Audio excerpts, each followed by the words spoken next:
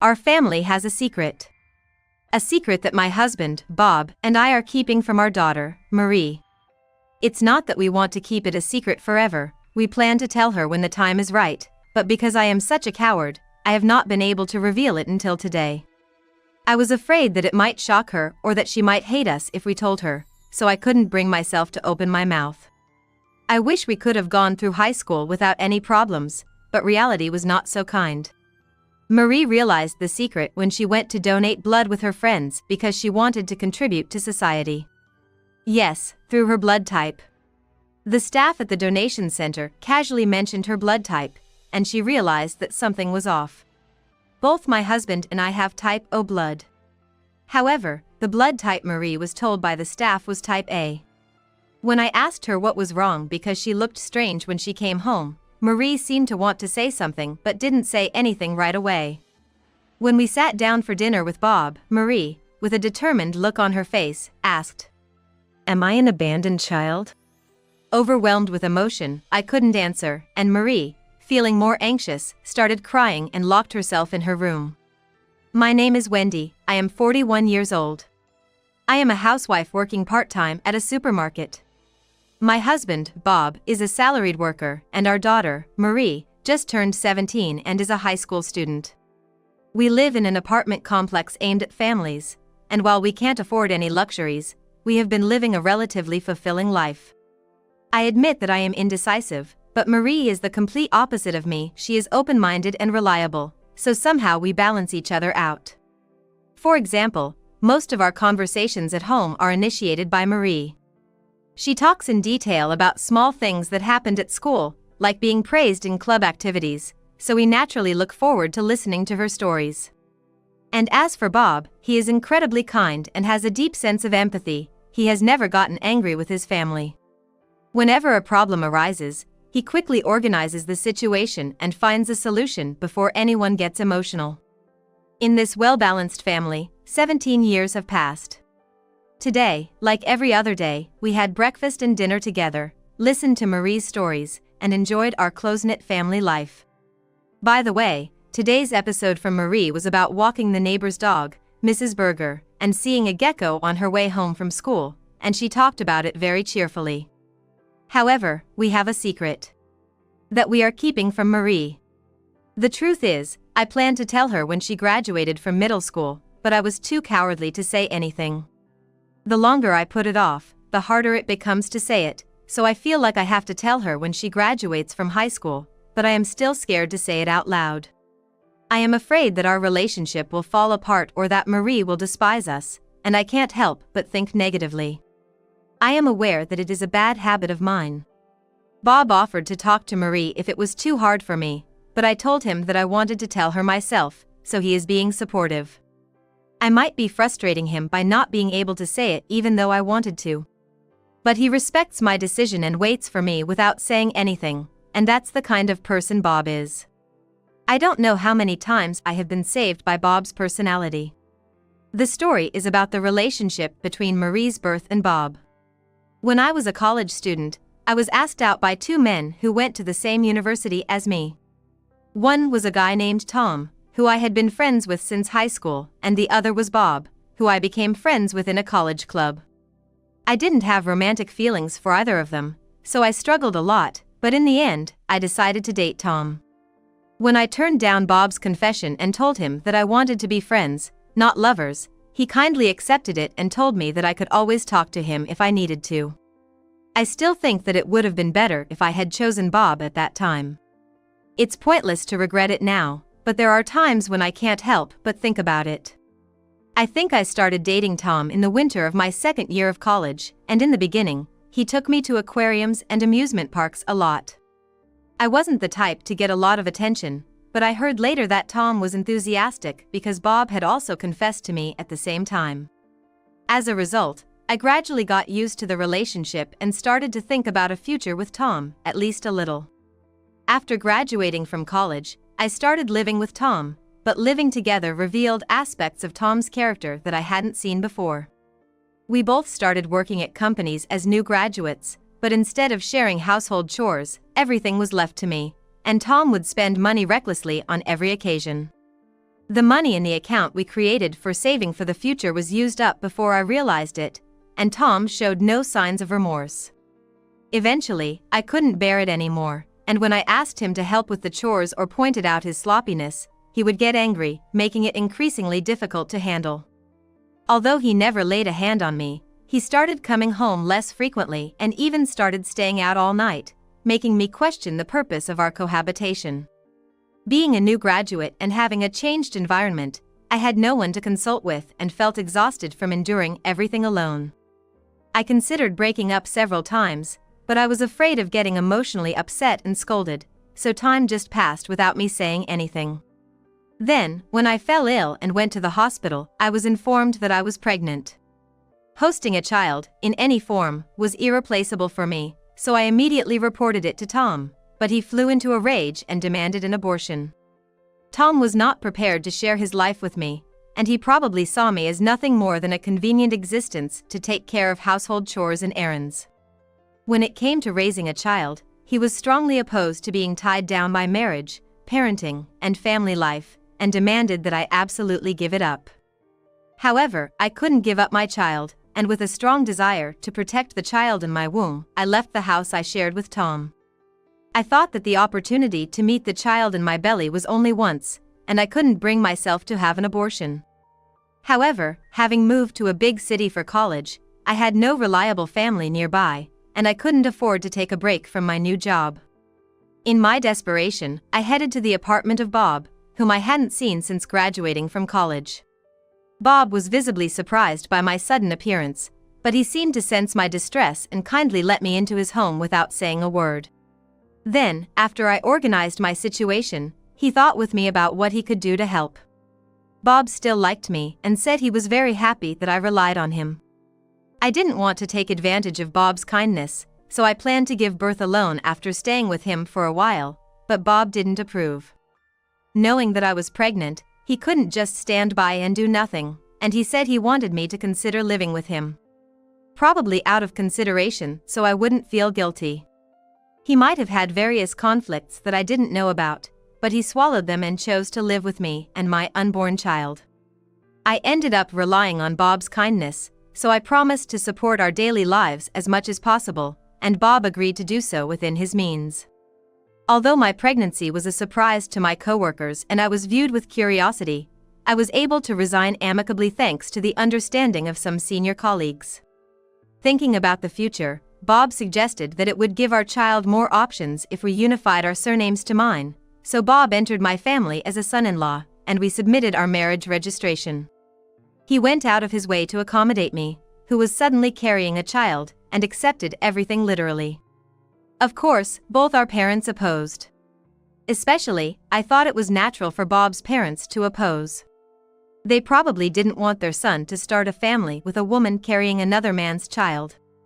It was easy to imagine, and I thought it was unavoidable. However, Bob rejected their objections with his characteristic sincerity, explaining that it was not a fleeting emotion.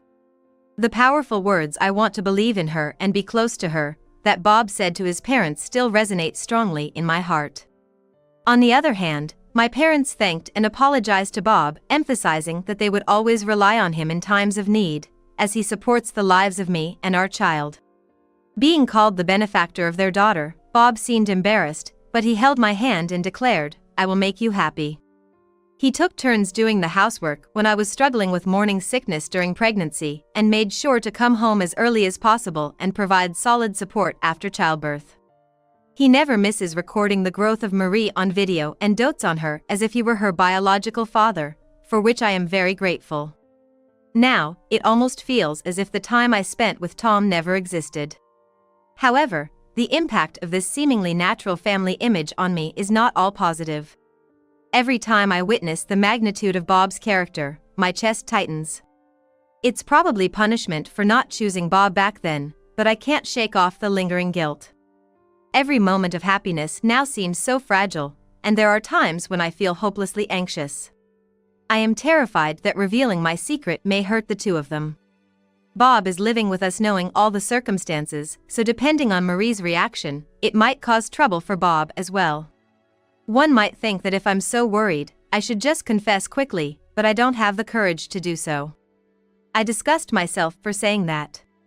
Then one day, I noticed that Marie, who was out with a friend, had a somewhat stiff and awkward expression. Usually, after hanging out with her friends and returning home, she would talk endlessly about what they did and what they ate in a machine gun-like manner, but not this time. Concerned about the obvious discomfort, I asked Marie, "Is something wrong?" But she was reluctant to open up. I thought it might be the difficult age of adolescence or that she had a fight with a friend, but it didn't seem to be the case. Because I could tell that she kept looking at me, wanting to say something. I decided to wait until she was ready to talk and stopped prying. Maybe I just sensed the atmosphere and ran away. Finally, the time had come to reveal my secret.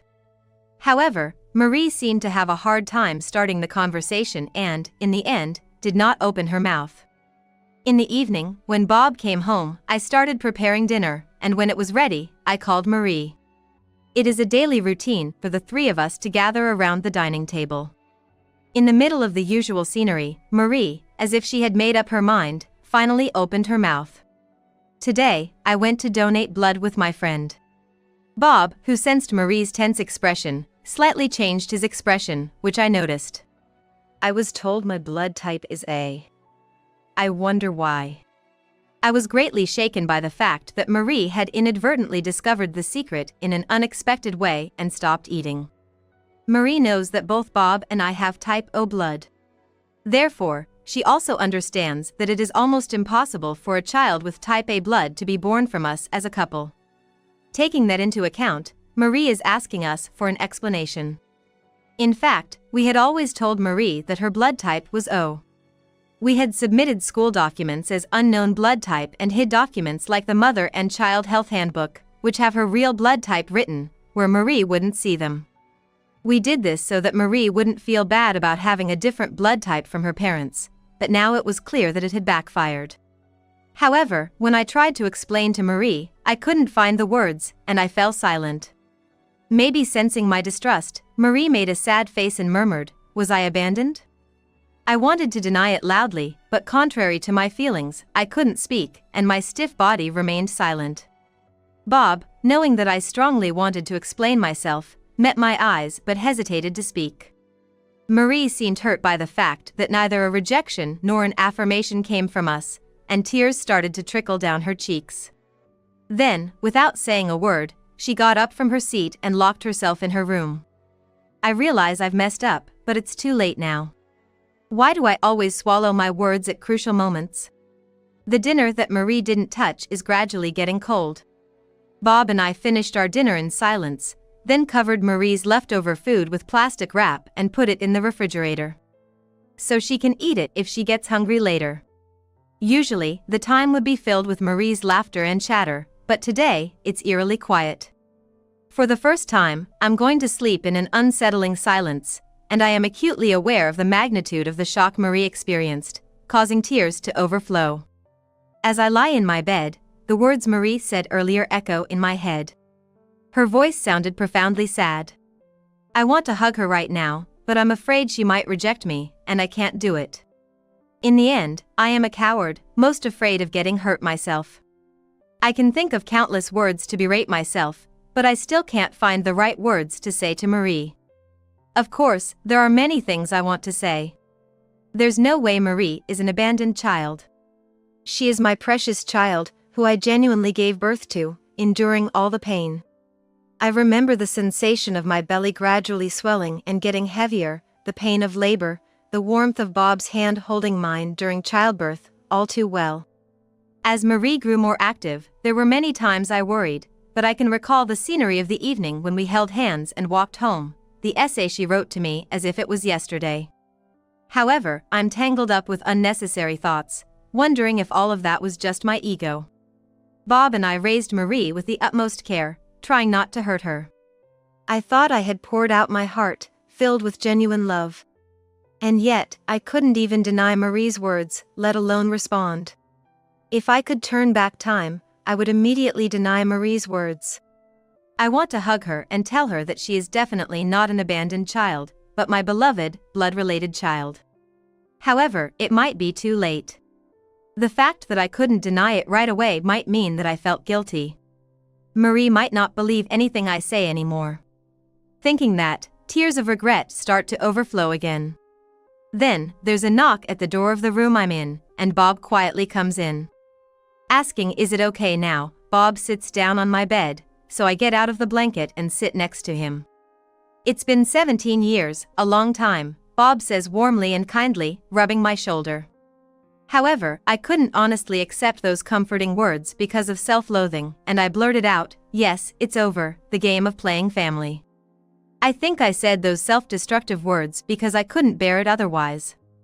Then, with a tone I could never have imagined from the usually gentle Bob, he firmly denied, "That's not true." Sure, it might have been a twisted connection, but there wasn't a single lie in these 17 years, was there? Saying that, Bob tightly grabbed my hand and said, "Pull yourself together." I am aware that I conveniently relied on Bob when I found out I was pregnant with Marie. I have been living my daily life feeling sorry for Bob all along. Because I was weak, I had the habit of thinking negatively about everything, like I stole Bob's life or I am a bad woman taking advantage of his kindness. Probably, Bob also noticed my guilt. I was ashamed of myself, who could only cry, but Bob gently hugged me and said firmly, "We are a family." Those were the words I wanted to hear the most, and at the same time, I wanted to tell Marie as soon as possible. The next morning, the first thing I saw with my swollen, puffy eyes from crying was Marie, also with puffy, swollen eyes. Marie, noticing me sitting on the sofa, came straight over and sat down next to me. Then she laid her head on my shoulder and slowly opened her mouth. "I heard a little bit from Dad last night. I'm sorry, I jumped to conclusions." According to Marie, Bob emphasized that Marie and I are real mother and daughter, and he will always be on Marie's side no matter what. He told her to hear about the circumstances of her birth and the beginning of my relationship with Bob from me. Marie was happy to hear that our relationship wouldn't change. I thought she had grown into a strong person. Feeling disgusted with myself for still not having the courage and running away from my feelings, I took a deep breath and started talking slowly while watching Marie's reaction. About Marie's real father, and how Bob accepted Marie and me as a family when I found out I was pregnant. As I talked, tears that I thought I had shed enough of yesterday started to overflow again. Still, I wanted to tell Marie in my own words, so I kept talking.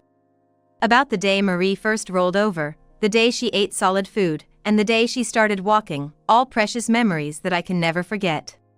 And I apologized deeply for not being able to express it properly yesterday. I sincerely apologized for making Marie feel anxious. "Even if you hate me, I want to be your mother from now on." When I said, "I'm sorry for being selfish," Marie seemed to think for a while and then fell silent. Then, after a little while, she said, "Oh. The blood type horoscope, everything was different," and laughed. "I was anxious because you didn't deny it right away, but you tend to clam up when you're flustered, don't you?" I realized that when I talked to Dad. She said it with a bit of teasing. Marie's eyes were filled with a gentle warmth, emitting a glow that made me feel truly relieved. I was moved by Marie's strong words and shed new tears, mumbling like a child, "Please forgive such a mother." Marie patted my shoulder and said, "My feelings for my family will never change. Dad, Mom," and then she looked at Bob, who had come into the living room at some point, and said brightly with tearful eyes. I felt the atmosphere brighten up completely from yesterday and finally felt relieved. I shed tears again, not knowing how many times it had been, hugged Marie, and reached out to Bob, and we all hugged each other, expressing our feelings of being a family together. We held each other tightly, promising not to let go, but had to separate once when Marie said, "I'll make breakfast." Once we calmed down, it felt a bit embarrassing, but it also felt refreshing, like our family could restart. All thanks to Bob, who cleared up the misunderstandings when I couldn't decide, and to Marie, who grew up so well. I decided then and there to become a person who wouldn't be a disgrace to these two. After all, I was able to meet such a wonderful family. Marie's breakfast included the soup that tasted exactly like the one I always make.